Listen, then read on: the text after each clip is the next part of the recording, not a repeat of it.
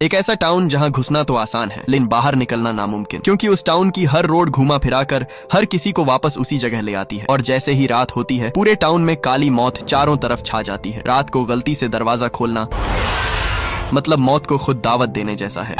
Please दरवाजा खोलो। आखिर इस टाउन का राज क्या है? तो कहानी की शुरुआत होती है जब हमें एक अजीब और खामोश सा टाउन दिखाया जाता है। इस टाउन की गलियों में बॉयड नाम का एक आदमी हाथ में घंटी लिए घूम रहा होता है। बॉयड उस घंटी को लगातार जोर जोर से बजा रहा होता है। जैसे ही उस घंटी की आवाज पूरे टाउन में गूंजती है, पूरे टाउन में हर शख्स तुरंत समझ गया कि अब सब कुछ छोड़कर अपने घर के अंदर जाना होगा। दरअसल यह कोई आम घंटी नहीं थी। इसकी आवाज इस बात की निशानी थी कि कुछ ही देर में एक बहुत ही खतरनाक रात शुरू होने वाली है। इसी वजह से जो लोग जहाँ भी थे उन्होंने बिना वक्त गंवाए अपने सब काम छोड़े और जल्दी से अपने घरों की तरफ निकल पड़े। वहीं हम टाउन के हॉस्पिटल में मौजूद कुछ लोगों को देखते हैं। वहाँ भी घंटी की आवाज सुनाई दे चुकी होती है। हॉस्पिटल के अंदर केनी नाम का लड़का अपने पिता के साथ चेस खेल रहा होता है। इसी बीच वहाँ क्रिस्टी आती है। उसने आते ही उनसे कहा कि घंटी बज चुकी है, अब सबको अपने अपने घर वापस जाना होगा। सब लोगों के जाने के बाद क्रिस्टी ने हॉस्पिटल के अंदर आते ही दीवार पर लगा एक अजीब सा पत्थर ठीक कर दिया और फिर जल्दी से खुद भी बेसमेंट में चली जाती है। इसके बाद हमें एक बार दिखाया गया जहां एक आदमी फ्रैंक नशे की हालत में पड़ा था। बार का मालिक उसे बार बार यही कहता रहा,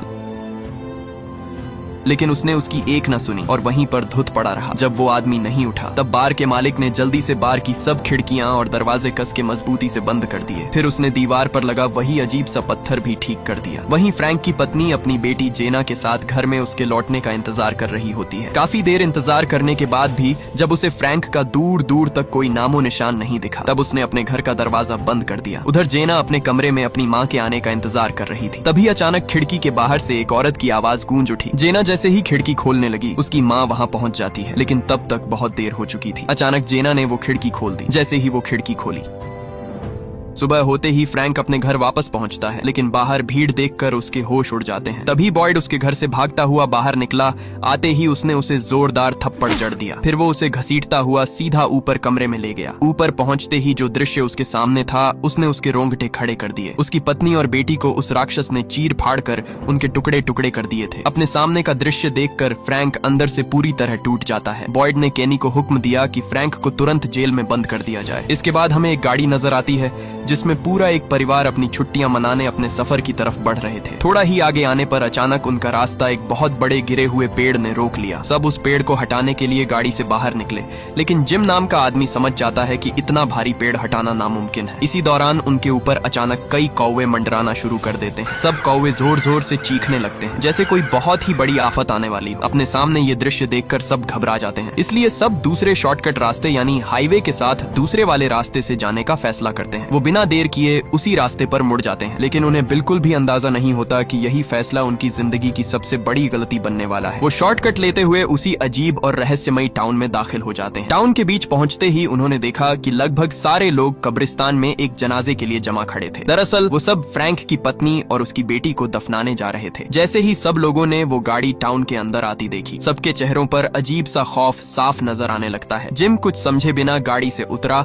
और उनके पास जाकर हाईवे का रास्ता पूछने लगा, लेकिन किसी ने उसको मुंह तक नहीं लगाया। तभी बॉयड उसके पास आया और कहा कि आप इस टाउन में कैसे आ गए। जिम ने उससे कहा कि हाईवे पर एक बड़ा पेड़ गिरा पड़ा है, इसलिए हमें शॉर्टकट लेना पड़ा, लेकिन अब हम रास्ता भटक चुके हैं। क्या आप हमें दूसरी हाईवे का रास्ता बता सकते हैं? मगर उसे क्या पता कि इस टाउन में मौजूद हर शख्स को भी यहाँ से बाहर निकलने का रास्ता पता ही नहीं है। बॉयड ने बिना सोचे उससे झूठ बोला और कहा, सीधा चलते जाइए, थोड़ा ही आगे हाईवे का रास्ता मिल जाएगा। मुसीबत से अनजान जिम ने बिना सोचे अपनी गाड़ी स्टार्ट की और तुरंत वहाँ से आगे निकल पड़ा। जिम काफी देर तक गाड़ी चलाता रहा, मगर हाईवे उसे कहीं भी नजर नहीं आया। तभी सामने देखने पर उसकी पत्नी के होश उड़ गए, क्योंकि बिना कोई रास्ता बदले वो दोबारा फिर से उसी अजीब टाउन में पहुंच जाते हैं। वहाँ खड़ी एक लड़की से जिम ने पूछा, एक्चुअली हम हाईवे की तरफ जाना चाहते हैं। लेकिन हैरानी की बात वो उन्हें बिना कुछ बताए वहाँ से चली जाती है। ये देखकर जिम बहुत ज्यादा घबरा जाता है, इसलिए एक बार फिर वो तेजी से आगे की तरफ निकल पड़े। उसकी पत्नी उससे कहने लगी, तुम्हें धीरे चलाना होगा, जिम वो मोड़ छूट जाएगा। लेकिन कुछ देर बाद वो तीसरी बार फिर उसी टाउन में पहुंच जाते हैं। अब जिम को यकीन हो चुका था कि हो ना हो यहाँ कुछ तो बहुत गलत गलत हो रहा है। उसने तुरंत गाड़ी रोकी और इस बार उल्टे रास्ते की तरफ मोड़ पड़ा। दूर खड़े बॉयड और केनी ये सब देख रहे थे। उन्होंने तुरंत पूरे रास्ते में नुकीली कीलें बिछा दी। उधर जिम और उसका परिवार वापस निकल ही रहा था, तभी अचानक सामने से एक कार तेजी से उनकी तरफ बढ़ने लगी। जिम मदद मांगने के लिए अपनी गाड़ी की स्पीड स्लो कर देता है, मगर सामने वाली कार और भी तेज हो गई। टकराव से बचने के लिए जिम ने जैसे ही अपनी गाड़ी मोड़ी, वो सीधा जंगल में घुसकर तबाह हो गई। गाड़ी तबाह होते ही अंदर हालत बुरी तरह बिगड़ चुके थे। गाड़ी में मौजूद सब के सब बुरी तरह घायल हो चुके थे। उधर दूसरी गाड़ी से एक नशे में धुत आदमी बाहर निकला, जो लड़खड़ाते हुए टाउन की तरफ भागकर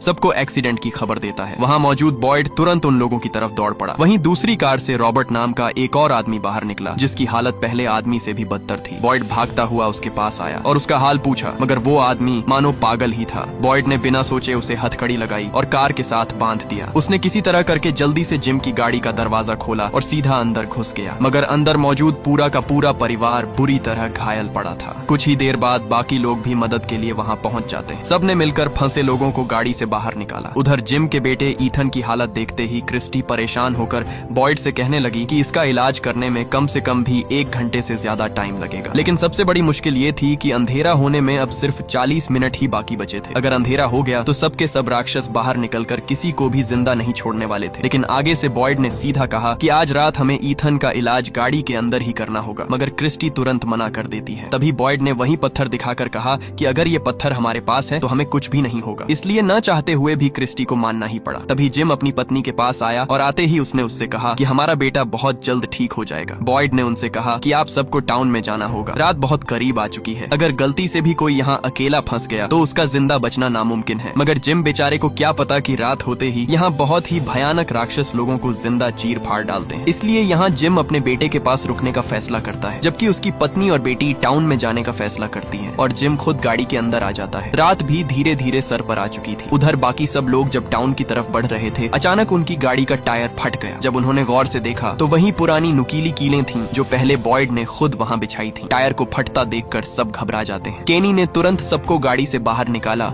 और कहा कि जितना जल्दी हो सके सीधा उस पुरानी हवेली की तरफ भागो। उधर बॉयड ने जैसे ही गाड़ी पर वो पत्थर लगाया, जिम को शक हो गया कि शायद बॉयड उन्हें कैद करने वाला है, मगर आगे से बॉयड ने बताया कि ये सब तुम्हें थोड़ी देर में पता चल जाएगा। तभी बाहर जंगल से जोर जोर से चीखने की आवाजें गूंज उठी।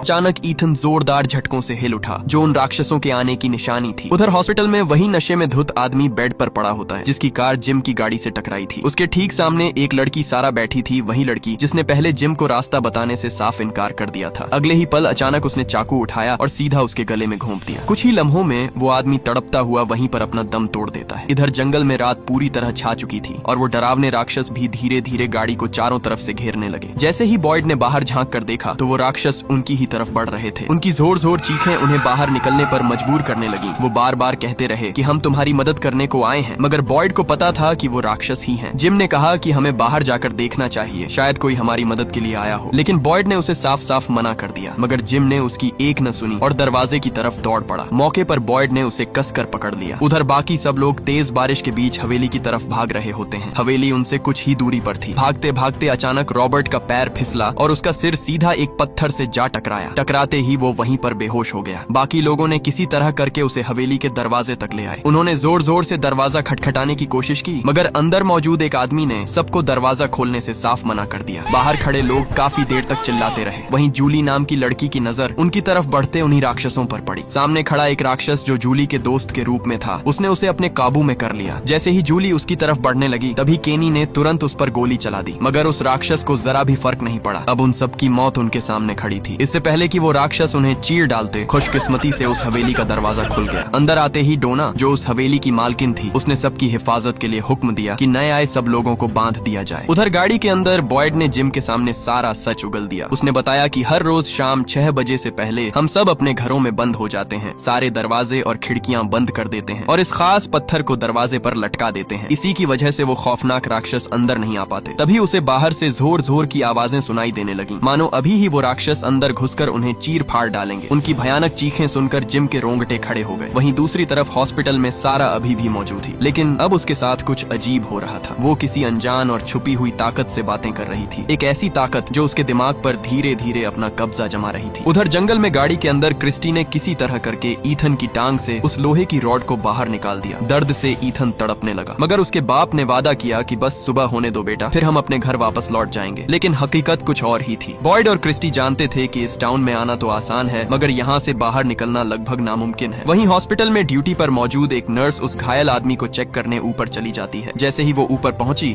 उसके पैरों तले जमीन खिसक गई। उस नशेड़ी आदमी को किसी ने चीर फाड़ दिया था। घबराकर वो तुरंत बेसमेंट की तरफ भाग पड़ी। तभी उसके सामने दो खौफनाक राक्षस खड़े हो गए जो अब घर के अंदर घुस चुके थे। वो जल्दी से भागकर एक कमरे के अंदर घुस गई। इसके बाद सीन शिफ्ट हुआ और हमें जंगल दिखाया गया, जहाँ सब सही सलामत रात गुजार चुके थे। जैसे तैसे करके सब टाउन के अंदर पहुंच जाते हैं। केनी जैसे ही हॉस्पिटल के अंदर आया, सामने उसे तावीज नीचे गिरा हुआ दिखाई दिया। मतलब अंदर जरूर कुछ तो बुरा हुआ है। जैसे ही केनी अंदर आया, उसकी रूह कांप उठी। अंदर सबकी लाशें पड़ी थी, यहाँ तक कि उन राक्षसों ने उसके बाप को बेरहमी से चीर फाड़ डाला था। अपने सामने का दृश्य देखकर उसके रोंगटे खड़े हो गए। केनी अपने वालिद की लाश से लिपटकर जोर जोर से रोने लगा, लेकिन तब तक बहुत देर हो चुकी थी। अपने सामने सबकी भयानक मौत देखकर जिम को भी यकीन हो गया कि बॉयड ने जो कुछ कहा वो सब सच था। मतलब रात होते ही वो खौफनाक राक्षस जंगल से बाहर आ जाते हैं। फिर हमें रात का मंजर दिखाया गया जहाँ जिम का पूरा परिवार उस हवेली में ही था। तभी जिम की पत्नी को एक बहुत ही भयानक सपना आने लगा।